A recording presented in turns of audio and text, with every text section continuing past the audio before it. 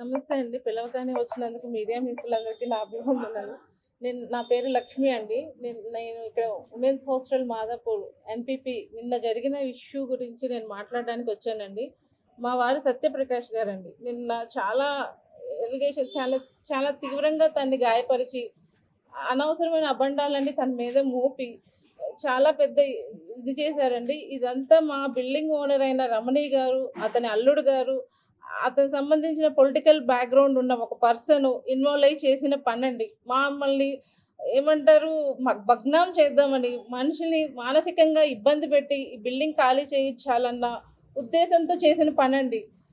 మా వారు అసలకెప్పుడు hostel building వ్యవహారాల్లో ఉండరండి. ఆయన కావాలని 10 సార్లు ఫోను చేసి హాస్టల్‌కి రండి, రండి అని పిలిపించి మరి ఆ రవి అనే అతను 10 సార్లు మమ్మల్ని కాంటాక్ట్ చేసి హాస్టల్‌కి రండి. మా దగ్గర 10 మంది పిల్లలున్నారు. పూర్ పీపుల్ మీ దగ్గర జాయిన్ చేసుకోండి. మాకు హెల్ప్ చేయండి అంటేనే ఆ రోజున 11కి నుంచి కాల్ చేస్తేనే తను ఆ టైంకి అక్కడికొచ్చారండి. వీళ్ళు పక్కా ప్రణాళికగా ఎవరినో బయట నుంచి తీసుకొచ్చి ఒక 40 మంది దాకా ఆ లేడీసు 20 మంది, జెంట్స్ వచ్చేసి వైట్ కాలర్స్ ఏసుకొని ఒక నలుగురు మంది మా వారిని చంపడానికి ప్రయత్నించారండి. ఇది లేడీస్ హాస్టల్ అండి. మేము 8 సంవత్సరాలుగా రన్ చేస్తున్నారు. మా హాస్టల్‌కి రండి. మా దగ్గర ఉన్న పిల్లల్ని అడగండి. మా వారేంటో చెప్తారు. ఇక్కడ ప్రతి ఒక్కళ్ళు అన్న, అంకుల్ అని పిలుస్తారు తప్ప ఒక 50% కూడా మా వారిని చూసుండరండి. మీరు అడగండి వాళ్ళని. వాళ్ళని అడిగి తెలుసుకోండి. ఒక మైనర్ బాలిక అంటున్నారు. అవును. మైనర్ బాలికే. వచ్చింది జాయిన్ ఎవరు అమ్మాయి ఒకటే రాలేదు. వాళ్ళ ఫాదర్ వచ్చి జాయిన్ చేశారు. జాయిన్ చేసినప్పుడు కూడా ఆ అమ్మాయి పలానా కాలేజీలో ఇస్తుందని మేము అన్ని రికార్డ్స్ మేము తీసుకున్నాకే తీసుకున్నాం. కాలేజీలో మీకు అకామిడేషన్ ఉంటది కదమ్మా! ఇక్కడ ఎందుకు జాయిన్ అవుతున్నారు అని అడిగితే, మా హాస్టల్ దాంట్లో వేకెన్సీ లేవు. అందుకే నేను ఇక్కడ జాయిన్ అవుతున్నాను అని చెప్పిందండి. ఆ రూమ్‌మేట్స్ ఉన్నారు ఇంకా ఇద్దరు. వాళ్ళని అడగండి. ఆ అమ్మాయి అసలు ఏంటి ఇప్పుడు మన హాస్టల్‌లో జాయిన్ చేసినప్పుడు రోజు పేరెంట్స్ వస్తారండి. కానీ వాళ్ళ పేరెంట్స్ రోజు వస్తారు కలవడానికి ఆ అమ్మాయిని. హాస్టల్‌లో జాయిన్ చేసిన వాళ్ళ పేరెంట్స్ కలవాల్సిన అవసరం ఏంటండి? కానీ వస్తారు. ఆ అమ్మాయి పొద్దున్న ఎప్పుడో ఏమంటారు ఎళ్ళిపోవడం, లేట్ నైట్ రావడం. మా దగ్గర 11కి గేట్ క్లోజ్ ఉంటది. ప్రతిసారి ఆ రూమ్‌మేట్‌లకు ఫోను చేసి గేట్ ఓపెన్ చేయించేస్తారు అని చెప్పడం. వాళ్ళని కూడా నేను కాన్ఫరెన్స్ తీసుకున్నా. ప్రెజెంట్ వాళ్ళు లేరండి రూమ్‌లో. కానీ వాళ్ళతో కూడా నేను మాట్లాడిస్తాను. ఆ రూమ్‌లో ఉన్న ఇద్దరు అమ్మాయి గురించి చెప్తారు. మాకు చెప్పిన ఇన్ఫర్మేషన్ ఒకటి. ఆ రూమ్‌లో ఉన్న చెప్పిన ఇన్ఫర్మేషన్ ఒకటి. కేవలం మమ్మల్ని మానసికంగా ఇబ్బంది పెట్టి, మమ్మల్ని బిల్డింగ్ నుంచి ఫోర్స్‌బుల్లీ వెకేట్ చేయాలని చేసే ప్రయత్నమేనండి ఇది. అసలు మా వారి అమ్మాయి మొహం గూడా చూడరండి. మా పిల్లలున్నారు. నేను మదర్ చేస్తున్నా వాళ్ళు ప్రామిస్.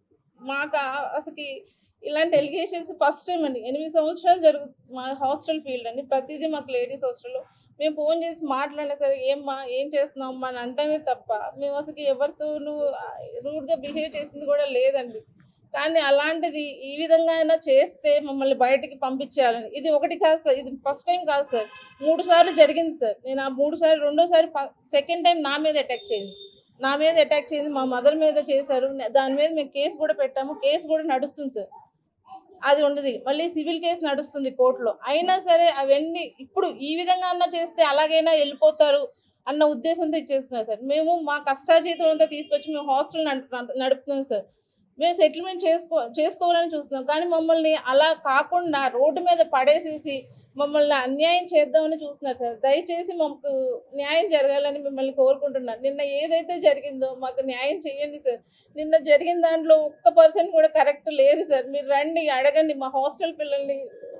ఇది ఇది అడగండి సార్. మీకు తెలుస్తుంది సార్. మాకు ఇక్కడే కాదు సార్. ఇంకా ఉన్నాయి బ్రాంచ్. అక్కడని అడగండి. ఎవరు సత్యప్రకాష్ మీరు ఎప్పుడైనా చూసారా అని అడగండి చాలు సార్. మాట్లాడారని అవసరం. ఎప్పుడైనా చూసారా అని అడగండి చాలు. నేనే చూసుకుంటా. నేనే మెయింటైన్ చేస్తా. ప్రతి ఒక్కళ్ళు నాతోనే మాట్లాడతారు. ఆ అమ్మాయి కూడా నాతోనే మాట్లాడింది. నాతోనే జాయిన్ చేసింది. వాళ్ళ మదర్ రోజు వచ్చి ఇక్కడ చేస్తారు. మా వర్కర్స్ అడగండి. వాళ్ళ మదర్ ఇక్కడ వచ్చి జడేస్తది. సార్ నేను ప్రూఫ్‌లు ఏమని అడుగుతారు. కెమెరాస్ ఉన్నాయి. నిన్న వచ్చిన వాళ్ళు డీవీఆర్ తీసుకెళ్లాల్సిన అవసరం ఏంటి సార్? వాళ్ళకేంటి అవసరం? మెడలో చైన్ లాక్కేసుకోవాల్సిన అవసరం ఏంటి? ఫోన్ లాక్కెళ్ళాల్సిన అవసరం ఏంటి సార్? సరే కేసు ఉందన్నారు. పోలీసుల స్టేషన్‌కి పెడితే పిలవరా పోలీసులు? పోలీసులు ఉన్నారు కదా సార్. పోలీస్ వ్యవస్థ అంటే ఒకటి ఉంది కదా! నిజంగా కేసు అయింది అనుకోండి. వాళ్ళు పిలుస్తారు, మాట్లాడతారు, ఇచ్చేస్తారు. అంతేగాని సార్ ఇలా వచ్చేసేసి దాడి చేస్తారా సార్ దాడి? ఆళ్ళసలకి మా మా మన మా హాస్టల్‌లో ఉన్న వాళ్ళు ఎవ్వరు కాదు సార్ వాళ్ళు. ఒక్క అమ్మాయే. ఆ అమ్మాయి డీటెయిల్స్ నా దగ్గర అన్నీ ఉన్నాయి. అమ్మాయి ఏదైతే కాలేజ్ చెప్పిందో ఆ కాలేజ్లో జాయిన్ అయింది కూడా అబద్ధం. వాళ్ళ కాలేజ్ వాళ్ళతో కూడా మేము మాట్లాడాం. అమ్మాయి మా కాలేజ్లో అడ్మిషనే తీసుకోలేదని చెప్పింది. ఎందుకు వచ్చారో మాకు తెలీదు. ఇలాగే ఇంక మా హాస్టల్లో ఇంక 2 ఉన్నారు. వాళ్ళు కూడా ప్రెసెంట్ ఒక 10 days నుంచి మాకు అసలు మా కాంటాక్ట్లోనే లేరు సార్. వాళ్ళిద్దరి మీద కూడా మాకు డౌట్ ఉంది. ఈ ముగ్గురు కలిసి 1 month క్రితం మా దగ్గర జాయిన్ అయ్యి పక్కాగా రెక్కి చేసి మమ్మల్ని బద్నాం చేద్దామని, మానసికంగా మమ్మల్ని ఇబ్బంది పెడదామని చేసిన పని సార్ ఇదంతా. సార్ 3 నెలల నుంచి మా మీద బాగా రెక్కి చేస్తున్నారు సార్. ఇక్కడ చుట్టుపక్కల వాళ్ళు ఎవరినైనా అడగండి సార్ చెప్తారు. సార్ ఒకసారి ఇదంతా మా హాస్టల్ పిల్లలే ఉన్నారు. వీళ్ళు 2 years 1.5 years నుంచి ఉంటున్న వాళ్ళే సార్. వాళ్ళని అడగండి సార్.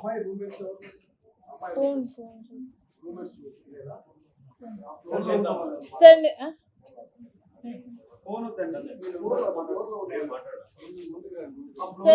ఏదైతే ఇప్పుడు రూమ్ అంటున్నారో ఆ రూమ్ ఆపోజిట్ ఉన్న వాళ్ళే ఉన్నారు సార్. వీళ్ళు ఎప్పుడు గత 2 years నుంచి ఉంటున్నారు. వీళ్ళని అడగని చెప్తారా సార్?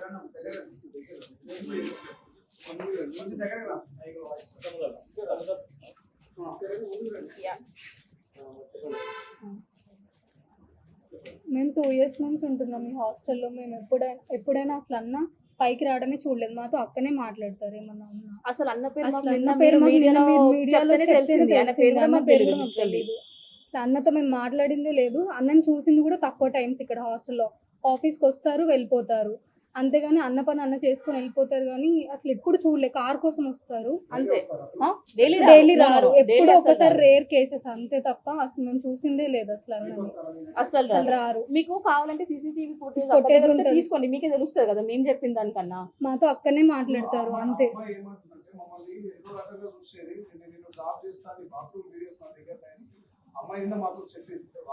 ఒక నిమిషం, ఒకటి అసలు అన్న పైకి రాదు. బాత్రూమ్ వీడియోస్ ఎలా ఉంటాయి? అసలు వచ్చింది 1 month చూడలేము. అండ్ మా ఆపోజిట్ రూమ్ తను. సో ఏంటంటే ఎక్కువ చూసిన ఇక్కడ ఫోన్ మాట్లాడుకుంటూ ఉండేదంట. ఇఫ్ నాట్ పైన ఫ్లోర్ లో, ఐ మీన్ అది మా ఫ్లోర్. చాలా తక్కువ, రేర్ కేసెస్. చాలా తక్కువ చూసిందే తక్కువ. డే టైం లో వస్తారు. నో అసలు నైట్ టైం లో అసలు రానే రాదు. గేట్ క్లోజ్ అవుతది. మా కార్ కోసం వస్తారు, కార్ తీసుకుంటారు వెళ్ళిపోతారు. మేడం అక్కడనే చూసుకుంటారు. ఇక్కడ వాచ్మెన్, ఇక్కడ వాళ్ళ మదర్ వస్తారు. ఈవినింగ్ లేడీసే ఉంటారు. నథింగ్. నేను 3 years నుంచి ఉంటున్నాను. అక్కడే చూసుకుంటారు. అక్క వాళ్ళ మదర్ వస్తారు, వాళ్ళ మదర్ మాట్లాడతారు. No nothing. వంట చేసే ఉన్నారు అంతే, చెఫ్స్ ఉంటారు అంతే, ఇంకెవరు ఉండరు. వాచ్మెన్ ఉన్నారు. అసలు అమ్మ మాకు కనిపించలేదు. అండ్ ఆల్సో అమ్మ 1 month కూడా కాలేదు తను వచ్చి. అండ్ ఆల్సో మా ఆపోజిట్ రూమ్ కాబట్టి తను కిందనే ఉంటుండే. ఒక్కసారి నేను జస్ట్ చూసాను అంతే. కానీ అమ్మాయి కిందనే ఉంటది. హాస్టల్ వెకేట్ చేసి బయటికి వెళ్ళిపోతుంది. ఇప్పటికీ ఉన్నామంటే ఆ సార్ పైన మాకున్న ట్రస్ట్. మోర్ ఓవర్ తను ఇక్కడ ఉండారు. తన పైన ఒక ప్రాపగండా వేయడం, ఇల్లీగల్ అలిగేషన్స్ వేయడం ఇట్స్ కరెక్ట్ కాదు. డిఫేమ్ చేయడం it's not at all good thing to do. In case అదంతా నిజమైతే వాళ్ళు నిన్ననే సీసీ కెమెరా ఫుటేజ్ అదంతా వాళ్ళు ప్రూఫ్ తీసుకొచ్చి మీరు కూడా నిన్న వార్డెన్ అని మెన్షన్ చేశారు. అయినా మా వార్డెన్ కాదు, అదే వార్డెన్. యా ఐ నో, అది కరెక్ట్ కాదు. మీడియా వాళ్ళు ఇష్టం ఉన్నట్టు హాస్టల్ పైన చెప్పడం అసలు అదేం కాదు. డ్రగ్స్ కేసెస్ అనేసి ఇందులో ఉన్న వాళ్ళందరూ సగం ఐటీ ఎంప్లాయీస్, సగం వర్కింగ్ ఉమెన్. అందరం చెప్పారు. ఎవరైనా అడిగితే అమ్మాయి ఏం చెప్పింది? వార్డెన్ అని చెప్పారు. తను ఏం చెప్పి ఆ రోజు ఎవరు మాట్లాడలే కదా. నిన్న మాకు తెలియదు కదా. నిన్న మేము వీకెండ్ లో ఉన్నాం అందరం. చాలా మందికి నిన్న ఆఫీసెస్ ఉన్నాయి చాలా మంది.